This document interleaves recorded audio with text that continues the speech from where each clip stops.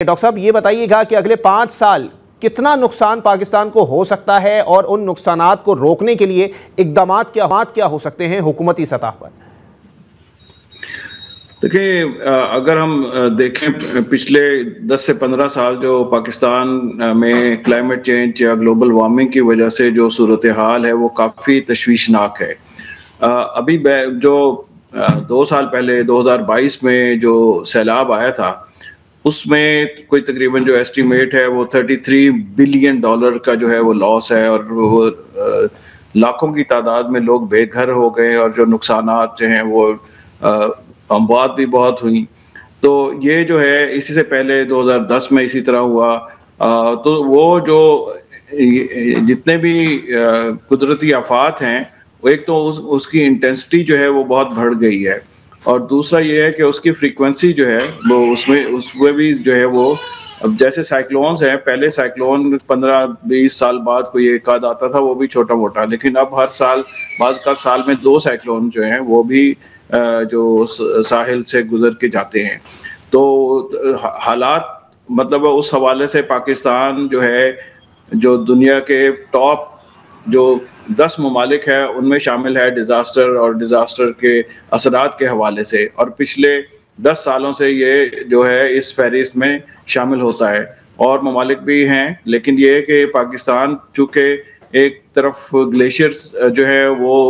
हमारे पास बहुत ज़्यादा हैं और दूसरा हमारे एक कोना जो है वो कोस्टल एरिया जो है वो है, तो हमारे पास यूनिक जो है इकोसिस्टम्स हैं जिसकी वजह से कहीं पे एक तरफ सैलाब एक वक्त में आ रहा है और उसके साथ साथ कैद साली भी जो है वो जो है दूसरे इलाकों में वो हो रही है। तो बड़ी मुख्तलिफ नौइयत के जो है हमारे मसाइल हैं जिनका ताल्लुक क्लाइमेट चेंज के साथ जो है वो बहुत ज़्यादा गहरा है। अभी तक जो गवर्नमेंट के जो अपनी हद तक मैं समझता हूँ कि काम तो हो रहे हैं, लेकिन जो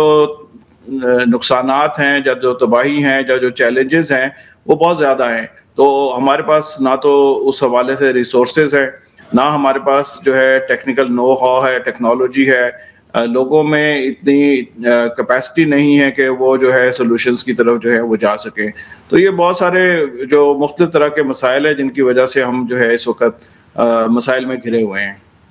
अच्छा डॉक्टर साहब ये भी बताइएगा कि क्या मौसमियाती बहरान से निपटने के लिए जो दरकार वसाइल हैं वो दस्तयाब हैं इस वक्त पाकिस्तान को? नहीं, वो दस्तयाब नहीं है। अब वसाइल जो है एक तो फाइनेंशियल वसाइल है, दूसरे ह्यूमन रिसोर्स के हवाले से जो वसाइल हैं दोनों में हमारे यहाँ काफ़ी कमी है। अभी जो ये कॉप जो कॉन्फ्रेंस ऑफ पार्टीज हुई थी बाकू में जो आज़रबाईजान में, उसमें यही चीज़ एक जो है वो बहुत ज़्यादा इस पे एम्फेसिस था कि आप जो कि तरक्की याफ्ता ममालिक हैं उन्होंने अपनी इंडस्ट्री को डेवलप करने के लिए ये सारा का सारा जो है दुनिया को एक चैलेंज में डाला हुआ है। जो पिछले तकरीबन 80 से 100 साल में जो ममालिक तरक्की अपनी तो करते रहे, लेकिन ये है कि जो ग्लोबल एक जो इशू है उसको जो क्लाइमेट चेंज का है वो उसको एनहांस करते रहे हैं। अब ये उनकी जिम्मेदारी है जो ऐसे ममालिक जो गरीब ममालिक है या तरक्की पजीर ममालिक हैं, ये इस वक्त आर्गूमेंट उनका ये है कि आपने जो तरक्की की वो हमारी कॉस्ट पे, हमारी इन्वायरमेंट की कॉस्ट पे, हमारी जो क्लाइमेट की जो भी तबाहियां हैं उसकी कॉस्ट पे आपने की है। अब आप ही इसका सोल्यूशन की तरफ हमें लेकर जाएं, आप ही हमें सपोर्ट करें। तो वो एक लॉस एंड डैमेज फंड की बात हो रही थी जिस पे तरक्की याफ्ता ममालिक जो हैं वो बात करने से जो है वो कतराते हैं क्योंकि ये उनके ऊपर जो है वो समझते हैं बर्डन बन गया है। तो उस पर निगोसिएशन हो रही है, बातचीत चल रही है, हो सकता है अगले 2-3 सालों में ये चीज़ जो है वो बेहतर हो जाए, लेकिन इसमें हमारे पास अभी तक जो है वो उस तरह के वसाइल मौजूद नहीं हैं और हम ज़्यादा डिपेंड कर रहे हैं बाहर के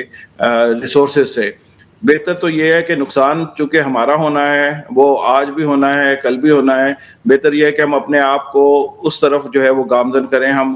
अपने तौर पर जो है रिसोर्सेज को जनरेट करें ताकि हम और टेक्नोलॉजी जो है अपने तौर पर वो डेवलप करें। हम एक जो छोटा सा इशू स्मॉग का है उससे निपटने के लिए हमें मसले जो है वो आ रहे हैं, तो बाकी तो और जो मसाइल हैं जो फ्लड के हैं, जो ड्राउट के हैं,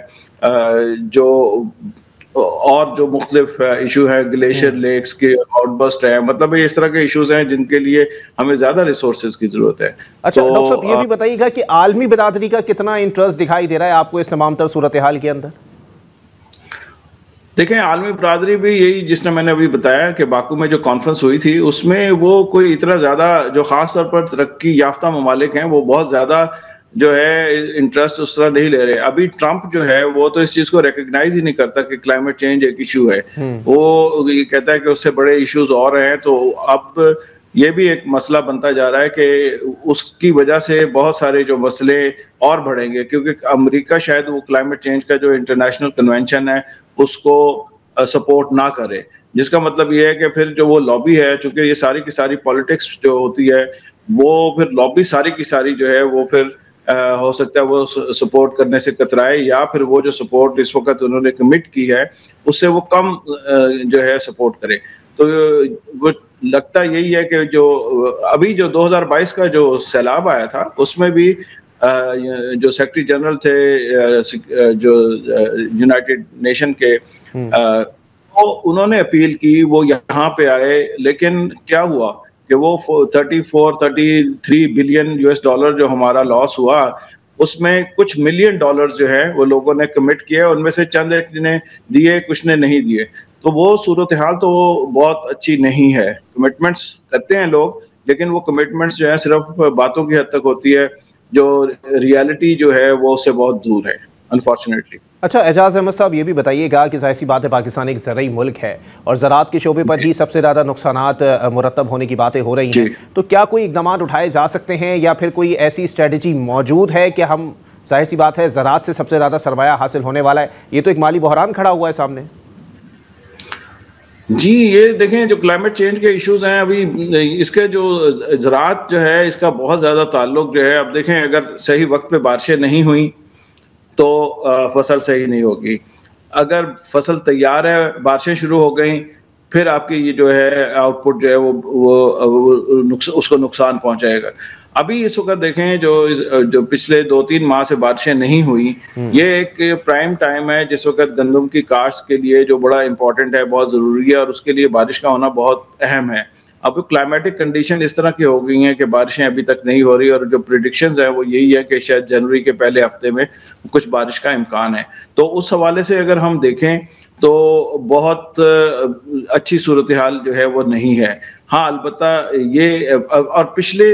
साल कुछ इलाकों में इतनी बारिशें हुई कि लोग गंदम की जो है बिजाई नहीं कर सके, क्योंकि पानी, वो जो फील्ड थे, जो खेत थे, उनमें पानी था, और वो जो है उसकी प्लोइंग नहीं कर सकते, उसको हल नहीं चला सके, तो उसकी वजह से जो है वो नुकसान हुआ। फिर उससे पिछले साल ये हुआ कि फसल बिल्कुल तैयार थी और एकदम सैलाब आ गया, जिसकी वजह से फसल को नुकसान पहुंचा। और ये सिर्फ मैं गंदम की बात कर रहा हूँ, जो हमारे फल हैं, जो हमारे जो सब्जियां वगैरह हैं, उनको जो नुकसान होता है, बाज़ का जो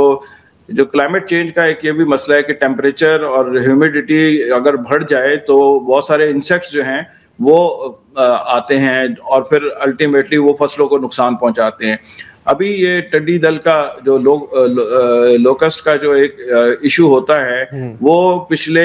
काफी अरसे से वो खत्म हो गया था, लेकिन फिर दोबारा जो है पिछले 3-4 सालों से वो दोबारा शुरू हो गया। तो ये इस तरह की सूरत हाल है कि जो जिसको समझने के लिए जो हमारी रिसर्च की इदारे हैं, जो दूसरे ममालिक हैं जो इस तरह की सिचुएशन से गुजर रहे हैं, उनके साथ कोलैबोरेट करके एक जो है लाएअमल तय करने की ज़रूरत है, और उसको